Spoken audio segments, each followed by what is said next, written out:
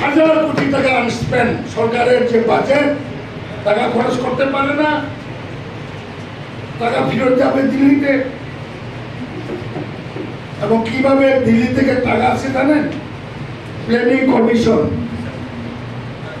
এবার যদি টাকা খরচ করতে না পারে, নেক্সট ইয়ারে যখন টাকা যাবে রাজ্য সরকার থেকে, প্ল্যানিং কমিশন ভাবে আগের টাকাও তোমরা খরচ করতে পারো না, এত টাকা চেয়েছো কমিয়ে দেবে। এটা প্রাইম মিনিস্টার অর্থমন্ত্রীর ব্যাপার না, আইনের ব্যাপার আছে। তাহলে এই টাকাটা তো আমরা খরচ করতে পারি জনকল্যাণে, তার সংস্কৃতি, তার কৃষ্টি রক্ষা করার জন্য। আমরা তো করতে পারি সাংবাদিক ডেভেলপমেন্ট কাউন্সিল।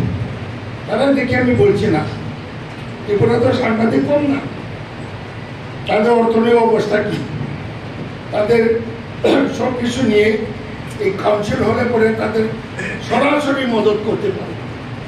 এটা নিয়ে আমি, কারণ এটা তো আমার মন গড়া কিছু না, এটা ভারতের সংবিধান করে আসাম গভর্নমেন্ট করেছিল, তার জন্য আমরা এটা ডিমান্ড তুলছি।